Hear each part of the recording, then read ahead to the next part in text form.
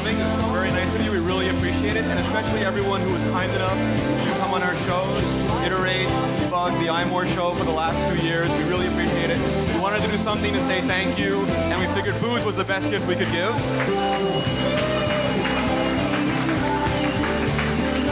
So I'm just going to do some quick introductions. Guy English, host of Debug. Mark Edwards of Bajango. Seth Clifford of Nickelfish, the host of Iterate. Seth, you got your fixed up notification center? Yeah, I know, and I noticed you teared up a little bit with the actionable notifications. I did. The ability to answer an SMS and stop playing my video game is perfect. Yeah. No, I think the changes to make it more robust on a professional level are going to be extremely useful to people because it goes back to the whole car truck metaphor, right? If people are using iPads for that level of computing and we're still using Macs, that's the stuff we really want. That's the stuff we really need. That kind of extensibility of the displays, that kind of thing, processor optimization, battery optimization. So I'm thrilled with everything I saw today. Mark, do you miss Guy's leather and torn paper? I always miss Guy's leather. I think the only thing there is it's a really subtle complaint, but obviously there may be some confusion between say maps and calendar, and they all look a little bit samey. But then again, it's not a huge deal really. Everything else seems like a massive win. So I'll install it day one easily. And OpenGL 4. Yes, that's awesome. There's a lot of really great under the hood features. What's OpenGL? Is it 4 or 4.3? I don't know. Because I don't it know. should be 4.3. I've been trying to log into the Apple developer site like all day, and it just has not been working. You couldn't talk about it if you knew anyway. So. Oh, you're probably right. Thank you for that timely hint. The app nap feature seems interesting. I don't know how that's going to work. Because the apps that aren't visible on the screen stop rendering, which seems that it could be problematic in terms of state. And what happens when you uncover the app? Like, is there a massive lag? And I like to take apps. I load a page. The page is taking so long to load. I put something else over it, and now it's going to stop. And then when I pull it back, I'm still going to have to wait for it to load. But battery. Yeah, but I don't know if that's how it works. Yeah. All right, new Mac Pro. It looks like Cylon technology. You're a big fan? Okay, Peter Cohen loves it. So that's it. Good enough. Peter Cohen is going to marry it. He's really excited, and it's awesome to have good people here. I have never been so aroused by a waste paper basket in my life. I thought he was going to say something smart, and I'm really sorry about that. Went out on a limb with that one. No, I like it. I don't know if Syracuse and those guys are here yet. They were recording earlier, and they're probably finished ranting by now. I think it's a big departure. I think it's re-envisioning the Mac Pro as not a motherboard that you slot random stuff into. It is now a device that does its own thing, and you plug things into the back to make it go.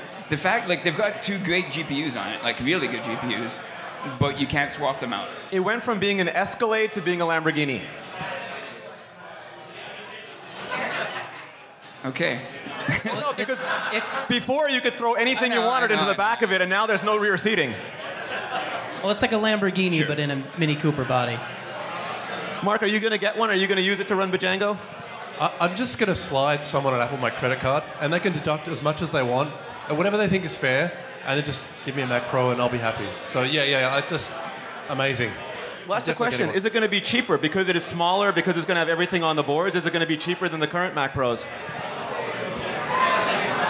I have no idea. I don't know. I have no idea. Because it's basically disposable. If you want, you can't upgrade the graphics, so you're going to have to throw it away and buy another one. Well, so here's what I was thinking. They talked about how fast the flash memory is going to be, or the flash storage is going to be, but they didn't say how much of it was going to be. If it's 1 terabyte or 2 terabytes, that's going to be an incredible amount of money, basically. If it's only 128 gigs, a very small flash component in it, and they encourage you to just buy terabytes of outside Thunderbolt 2 storage, then that's a different value proposition. That's maybe you can swap out the brain every 2 years without too much expense. Can we get a quick show of hands? Anyone here buying one of the new Mac Pros when they're available? Oh, that's quite a lot of hands. Some people are holding up 2 hands. That means, what, a server rack full of them? Some people just want their glasses filled, pretty much. That was a lot of people. It's a tidy business. It was more, you know what? I want to buy one. I was excited to buy one, and then I realized that I've been doing quite well recently with like a pretty old MacBook Air. I'll probably end up buying one anyway because I'm stupid and it looks kind of awesome. But does Thunderbolt 2X mean Retina Thunderbolt displays? Well, obviously that means there is the bandwidth there. So yeah, sure. I mean, have you got one? Not yet. It's on back order. It seems technically possible, and obviously that's a precursor, and obviously Apple are working through the entire range, and they're adding Retina displays where they can and hit a price point. That's fine. So is made in the USA a political statement? Because obviously for Mark, whether it's made in China or the US, it doesn't matter in Australia.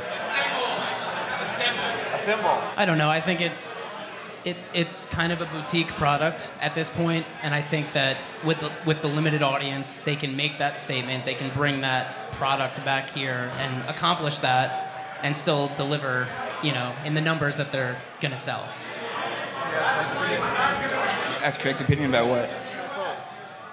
Do you have anything to say about the Mac Pro, Craig? About OS 10, Craig?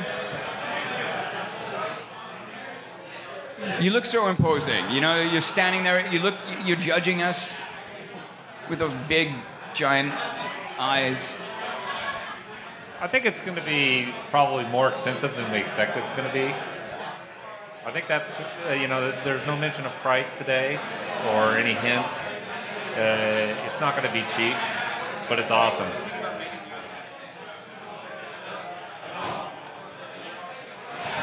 What do you think about Made in the USA? Yeah, there's probably some politics there more than anything. The comment about it being a boutique product, it's not going to be something they make millions of. Right. Look, sure, it's politics, but aren't they good politics? It's like, oh yeah. We're going to pay Foxconn workers more. Right. Well, that's politics, but good and healthy.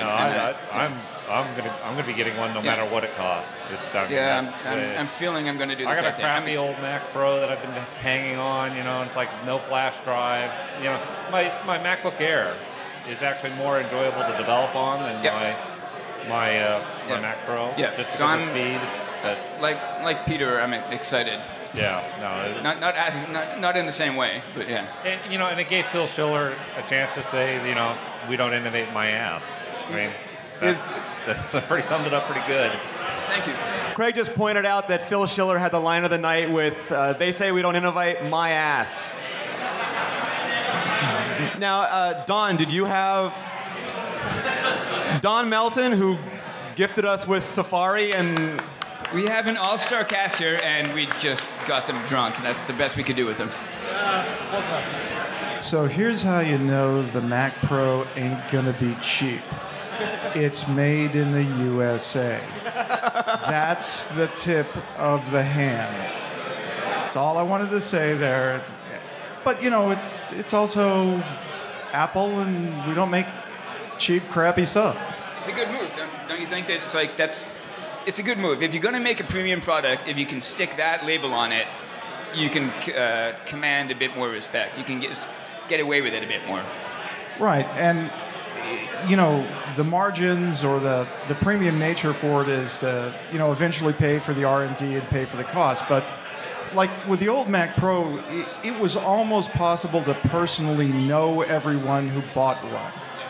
So I'm sure all of us in here want one, but it's not going to be. My mom's not buying one. Exactly. I might buy 5 of them. I don't know. So one last question: were you happy that Apple continued Safari? I figured they were going to cancel it. Yeah, like retiring your jersey, right? Yeah, and I've got a big long email I've got to write to several of my former folks and tell them great job, and I really like the design of tabs on iOS, and as soon as I see Darren on Friday, because I'll be at the retirement party of the guy who did Calendar, and the big thing I'm going to give him a shake his hand and hug for is finally fucking killing the... and congratulate him. You can retire now. But I'm going to tell Darren, nice job on that stuff. So, first F-bomb of the night, courtesy of Don Melton. Thank you, sir. Does anyone want to talk about the new MacBook Airs? Haswell MacBook Airs, 9 hours battery life, 12 hours of battery life. I talked myself into getting one today. You bought one already? No, I'm going to get one this week, though. Mark? Yeah, it seems awesome. I mean, it's just a nice upgrade. Obviously, there's a lot of people still hanging out for Retina, but obviously do you care if it's Retina? I don't think I'll personally get one, but yeah, I think it's a great upgrade. It's crazy battery life, so it's good. Anyone else here buy a new MacBook Air? Who's waiting for Retina MacBook Airs? Way more people. Yeah, Craig says keep waiting. So basically, you still have the same choice you always have. You can have light, you can have Retina, or you can have battery life. Pick two of the three. Yeah. Are you going to smuggle a new MacBook Air into Canada? No. Okay. Should we talk about iOS? Yeah, let's talk about iOS. Peter needs attention. Yeah. Peter Cohen, The Loop, iMore. He wants to talk MacBook Air. I'm not going to take the mic from him. Okay, so here's the thing about the MacBook Air that's really interesting. If you actually check the specs, every single one of the new MacBook Airs has a 1.3 gigahertz processor. So the old ones went up to like 1.8. So, Apple's talking a lot about how they're 40% faster for graphics performance, but actually in terms of clock speed, they're slower. But, because it's Haswell, we're going to get some benefit there anyway. But yeah, the big thing is you get the improved battery life. You go from 5 hours to 9 hours on the 11-inch models. You go from 7 hours to 12 hours on the 13-inch models because the 13-inch models have bigger batteries. Or more battery capacity, I should say. So that's really interesting. But the other interesting thing is that they realigned the prices. The lowest priced one is still $999, but you get double the storage capacity to 128 gigs. It's 4 gigs across the board for all of them for RAM. And then the 11-inch bumps up to 256. So you actually pay $100 more for it than you would for the previous generation. But then the 13 inches are both $100 less. So if you're getting a 13-inch MacBook Air, you're actually getting more for less than you were before. Very, very cool systems. And basically, Apple's approach with the MacBook Airs is if it ain't broke, don't fix it. They're the exact same size, the exact same weight as they used to be. They've just got better stuff under the hood. Dual microphones, just like the Retina MacBook Pros on our machines. So they'll be better for FaceTime, better for Skype, better for messages, better for anything that you're doing audio chat with, which I think is actually kind of a big deal. Because sounds like you have two new loves, just not one. Oh, yeah, absolutely. I want all the hardware. So that's my thing on the MacBook Air. Thank you. Peter Cohen. iOS. Mark, what do you think of the new design language? Should we start with APIs first? No, let's start with the new design language. So some great new APIs. I guess this is still a beta, and I know there's probably a lot of really, really talented people that worked on it. And it's very difficult because it's such a dramatic change from iOS 6. And my head is still spinning, as I'm sure a lot of us are in the same state. I'm struggling to love it at this point. Obviously, you need to spend more time with it. But there's certainly some amazing animation, some great, really, really nice touches. I love the parallax thing on the home screen. That was really cool. Definitely lots of functions in the UI that are new, have been exposed. But I'm struggling with some of the icons and some of the choices made. I think were a lot less contrast, and just really it's going to make things a lot less usable. Like it's not just a style choice; it's more actual usability. Dave Wiskus. Unprofessional, Vesper. Hello. I'm happy that we shipped an app 4 days ago and Apple didn't make it look stupid. Yeah, I noticed that. Somebody tweeted that it was one of the few icons that looked good on the home screen of iOS 7. And I'm happy to see Apple taking steps towards making the experience better rather than just making the visuals better. I think it's easy to keep iterating on pretty. It's hard to keep iterating on genuinely better. It's really cool. So to see did they that. take a step back on pretty in order to iterate on? No, I think they took focus away. I wouldn't say they took a step back. All right.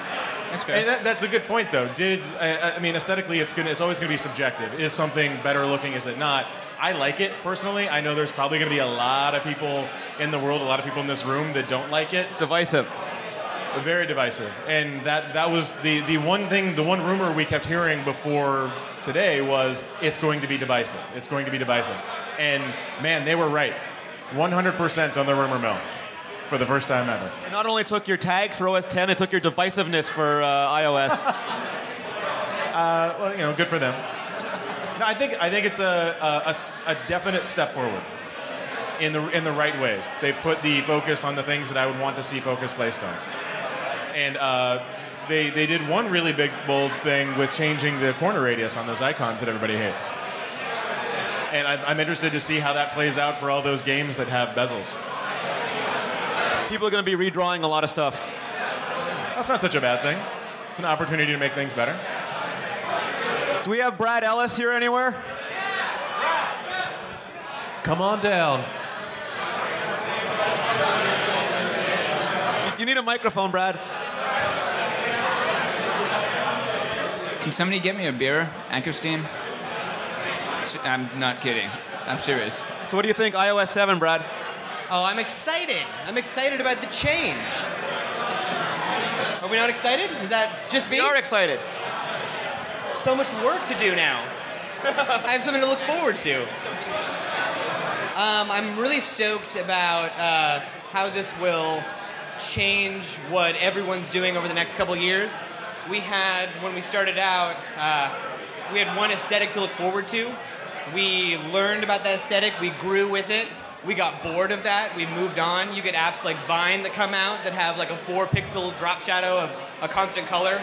Because they're like trying something new, trying the flat aesthetic, I don't know, going in different directions. Now we have the platform saying, well, here's a new direction to go into. And now we get to learn about that direction with Apple, and we get to learn over the next 5 years about some new interesting things. So you lost a lot of texture, but you got a lot of animatics and a lot of 3 dimensions. And Yeah, I'm super excited about kinetics. Kinetics, yeah. So, do you think that a lot of the Apple community held that previous aesthetic too dearly? I do. I think they did. Because, yeah, we went from classic to Aqua, and then we hung out with Aqua for how long? I mean, a while, right? Like 12, 13 years? Well, yeah, we moved in together, and we had a cat. The cat died. It tore us apart. Now it's awkward. Now it's awkward. Now it's awkward. Moving on to something new. Yeah, so I think we have an opportunity now to learn a new aesthetic and to learn how to make... I mean, I think the challenge is going to be, what do we do with this new aesthetic to make it look like we're really good at it and not like we're just making wireframes? And so that'll be the fun part. How do we show that we're better than everyone else with something that's still very flat and not textured? You have a lot of work ahead of you. Hopefully, yeah. You can contact Pacific Helm if you want any redrawing applications. Absolutely, pacifichelm.com. Do we have Mark Kawano here still? Mark! Come on down. Oh, man. This is what you get when you ask a crowd for beer. Thank you. Here's Mark. So, what do you think, man? iOS 7. You were just saying some smart stuff right before, so. Mark Kawano. What's the question? iOS 7, the new design language, the new kinetics. What do you think? It's new. It's fresh. I think that was the main point, more than anything. New and fresh, right? Do you think it's going to be a matter of personal taste, or do you think people are going to take a while to warm up to it? Most good design is like that. I think so. I like it. I think it's a good foundation for them to build on for the next several years. I'm not sure about iOS 7. It's iOS 8, iOS 9 building on that foundation. It looks good. It's more versatile than iOS 6 building on that for the next few years. So I have a question in terms of usability, though. For a lot of years, Apple's been carrying along the mainstream user group and keeping the interface very similar year to year to year, and adding subtle features under the hood like, you know, fast app switching and notification center that most people don't need to see or touch. This represents a seriously radical departure from what most people are going to see on their phones. How do you think that's going to affect like the mainstream user group that has iPhones and doesn't think about this stuff the way that we do? They're going to wake up one day, hit an update, and then not know where anything is. Yeah, I have no idea. I'm not that smart. It's not Mark's problem anymore. Yeah. All I know is it's new and fresh. I don't think anyone who tells you that they know the answer to that is a liar. Absolutely. I guess if this is seen as a starting point, then the change had to be made at some point. Right. And if it was deferred, then that may be bad from a strategy point of view. So, you know, even if there is some upset now, I mean that's the thing that Apple is great at. It's rejecting legacy, for the benefit of long term. So, I guess that's how I'm interpreting iOS 7. Yeah, I mean, I think it's a lot about timing, right? Time will tell if it was too late to do this or too soon, or I don't know. I'm just trying to have a drink on you guys. I can hand this back over to you. Thanks. Wait, hey, Mark, I got you a beer, man. Oh, you're drinking whiskey. Better than I am. So, Guy, favorite new features, iOS 7. You hadn't even had time to think about it. I guess the multitasking is good. You know what? Barcode scanning was on that list of APIs. So, but the multitasking, basically, they're going to try to use some smarts, determine what apps you use the most, and give them better background access, and also let them pull data when you're not using them. Yeah, when I say that, I mean both the UI for switching apps and also that fancy pants Nest-like trying to predict what you're going to do. A little WebOS-y. The cards is definitely WebOS inspired, and I don't think anybody could pretend it's not. Anticipating when you're going to use an app, I think, is going to get weird, and I don't think they're going to quite capture it. But maybe they don't have to. Maybe it's just got to be close enough. Like maybe it's like, you know what? I open Twitter all the time, and I very rarely open stocks. Well, frankly, ADN, which I love, but I check it once or twice a day, and I read it sincerely. Twitter, I just like, what are the jokes, you know? So. I kind of saw all that background stuff as being, again, a plan for the future. It's like, obviously the future, the hardware's going to get quicker, batteries are going to get larger, so it seems like, again, they're setting it up, even if maybe it's not ideal right now, it'll be something that will be brilliant for maybe the next generation of hardware. Yeah, I think, I don't know if they'll ever, I mean, if they do send those statistics back to Apple about like how accurate they're being, that'll probably get way better way over time. But it could be one of those weird privacy things where they don't want to mess with it. You know? Yeah. Mark, any favorite features? Yeah, again, head's still spinning a little bit. I think for us personally, there's the background stuff will be really, really exciting, and there's certainly places we can use that. Getting back to the icons, I know this is a small thing, but the actual masking changing. When I first saw that, when we saw the icons and you could actually tell that the corner radius was changed, I thought that was a big deal.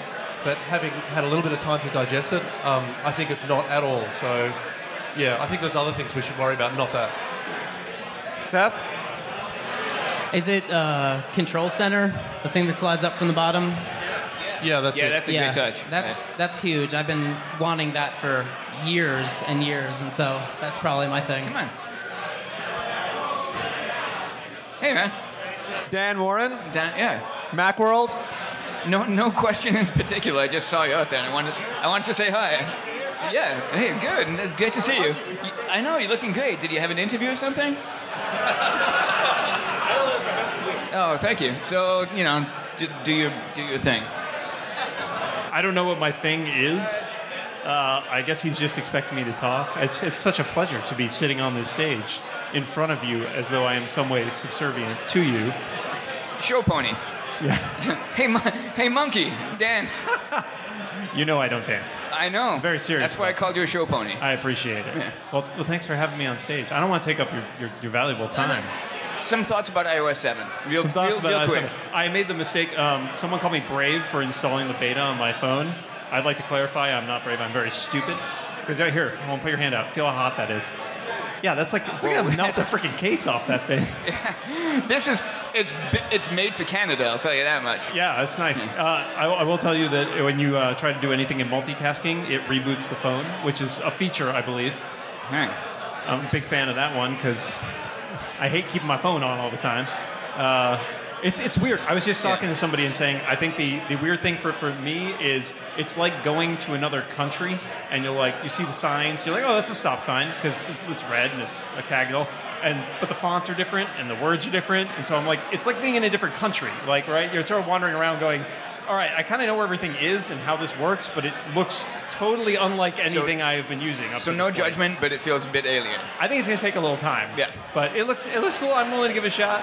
So I'm impressed. Great. Thank you. Sure, my pleasure. I kind of just wanted to say hi. Do you want a beer? I've got a free beer. No, it's good. It's good. Thanks. Thank you. Appreciate it. My pleasure. Thanks, Dan. No. What about Brent? Draft. Brent Simmons, he's still here? Brent? Did he leave? He's probably having a cigarette. Whatever. Let's just stop drafting people and. Man, we got no more guests. We don't have any guests. We're just doing shit. All right. Okay. Anything else you guys want to talk about? Anyone else have something they want to say? Okay, here we go. So, has anyone else commented on the fact that one of the primary reasons to jailbreak is going away in iOS 7? Lock screen settings? Being able to turn on Bluetooth or Wi-Fi from your lock screen, is it not a big deal anymore, or are we all just become accustomed to the fact that we can't do it in stock iOS? I think iOS 6 killed a lot of the jailbreak stuff, and this was just the final nail. I'm not sure that being able to change that stuff without unlocking your phone is a good idea. Like, currently, you can find a phone on the street and not be able to see people's Twitter messages and email subjects and who they're from. With iOS 7, you can find any phone and swipe down, and there's a potential breach of privacy there, right? Yep. I don't know. Could go either way. I think in most use cases, you were right. It's better. In some cases, it's bad, you know? So Yeah, but I don't know. I still don't know. That's got to be a setting, right? Like, you can set your phone to not use Siri from the lock screen. So it's probably the same thing, I would hope. We also got iBooks and Maps for OS 10. We can read comics on the Mac now? No. Brent Simmons, you're here. Can I give you a mic? Do you want to talk about anything? Fuck that mic. Not that mic. The other mic. Hi, I'm Brent. Hello. I heard my name, but I don't know why. We wanted to know your thoughts on OS 10 on iOS. On the new releases today? Yeah. I have barely paid attention to the news. I don't know what's going on. Apple had an event today, Brent. I got up around 2 p.m. and I looked at Macworld, and just enough to be barely credible. I really know nothing. We'll edit this part out. Good. No, I'm just kidding. No, I got nothing. Thanks, Brent. You see, we should have ended on the high note of that last question. You want to? I think we're done. Yeah, let's wrap it up. All right, Mark. Last words? I think this is definitely a wait and see. I think all of it, we just have to wait and let it sink in, spend a bit of time with it. I'm also hoping that, I know Apple generally don't iterate on the design during a beta, but I'm hoping that they certainly tidy a few things up. It seems like it could definitely be something great, but it's not. Is the fact that yet. iPad wasn't ready today mean that maybe they're still working on everything? Well, obviously they've changed a lot of things, so it's going to take a while to let the glue set. And Seth? I would tend to agree with Mark. I think it's the kind of thing that's such a radical departure that we just have to see how it actually feels when we're using it. Looking at it now, watching the videos is one thing, and you can formulate an opinion, but until you're actually using it day to day and interacting with it, I think it's going to be a very different assessment at that point. I think OS 10 and the Mac Pro knocked it out of the park. I think iOS is going to be something I'm going to be thinking about for the next week. Guy? Yep. Yeah. You're assenting to all the above? Yes. Yeah. I think everybody pretty much agrees. Yeah. All right, so Mark, where can people find out more about you? Mark Edwards on Twitter or Mark on app.net, that's Mark with a C, and bajengo.com for all of our apps. Seth? I'm Seth Clifford on both Twitter and app.net, and to see our work, nickelfish.com. Rene Ritchie, iMore.com. I'm the guy at the bar. Thank you very much, everybody.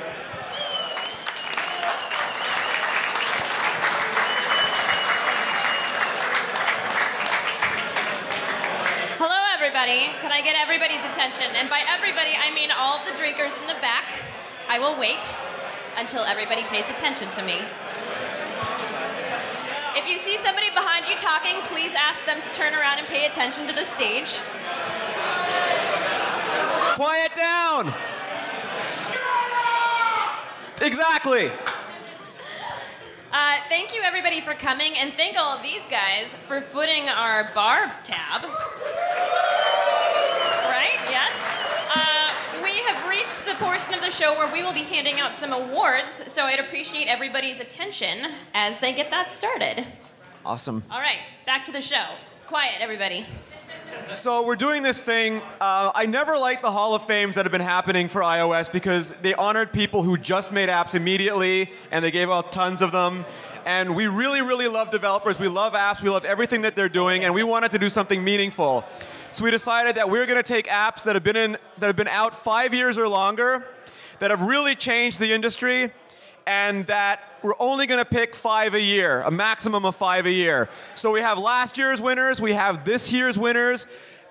We've got awards made. We're going to hand them out fairly quickly. The first ones, I'd like Craig Hockenberry to please join us here for a moment.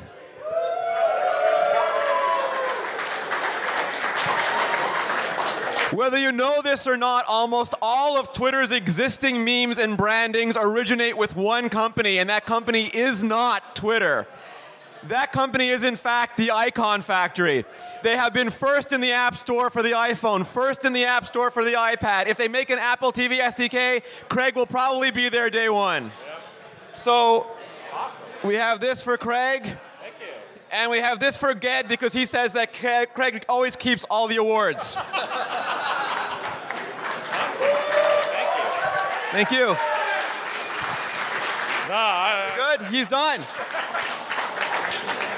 Next, I'd like to ask Don Melton to join us for a moment. Back before there were apps, Apple proffered a sweet solution called web apps, and they were built on the back of Safari. Safari, if you've listened to Don's episode of Debug, began as a project at Apple. He was brought in, and their team knocked it out of the park. So on behalf of your team, we'd like to say thank you for Safari. I'll be giving this to them. Thank you. So I don't think this one is here yet. So Marco, Casey, and John are busy recording their podcast at Macworld. But about 5 years ago, a guy in New York decided that there could be a better way to save stuff to your iPhone that you wanted, to read at your leisure. So he sat down and he coded up an app called Instapaper. And it became kind of popular. And then he sold it. So now that he's retired to a life of leisure, hopefully to read more Instapaper stuff, we're going to give this to him. We're going to put it aside, and when and if they show up, we're going to pass it on to them. So Marco Armont.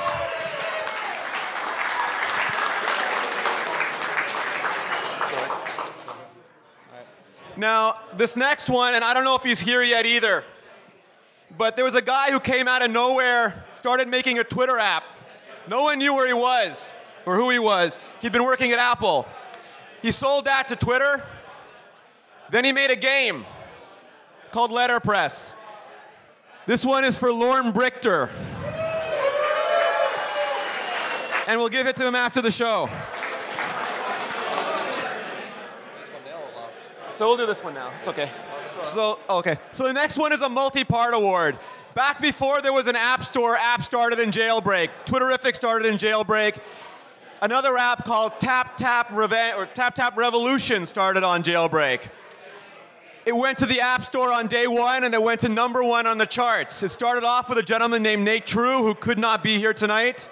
And then it landed in the hands of Guy English and Louis Mantilla. And it proceeded to start an empire that was later bought by Disney. So if Guy English is still here and not lost in the bar, there he is. Tap Tap Revenge. Well, wait. He's just doing this to make me look like an asshole. Like, that's not... Thank you. And Louis couldn't be here. He actually jumped in a cab to avoid iOS 7. So I'm going to ask if Brad and Jesse could accept this on his behalf.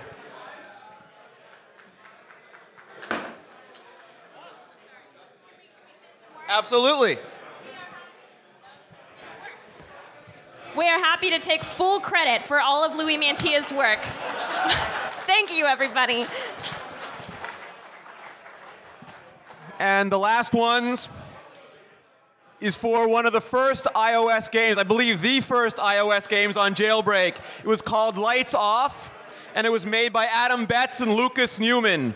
And we're going to hold these on their behalf and deliver to them as soon as it's acceptable. Lights Off. That's it. That's the end of the formal program. Everyone, sorry. Oh, one more. Sorry. The last one is for Ocarina, Dr. Ge Wang, who showed us that you could blow your iPhone and make beautiful music. And we'll give this to him too. So that's the end of the formal program. The bar is open. Please enjoy yourselves. Thank you everyone so much for coming. Thank you, Guy. Thank you, Mark. Thank you, Seth. Thank you, all of you. Jesse, and we'd like to thank Jesse for helping us put all this together. Thank you very much, Jesse. And I'd also like to thank Rene, and especially big, huge thanks to Mobile Nations, because they're the one paying for the bar. So, thank you very much. Thank you, everyone. Get as drunk as you can possibly handle.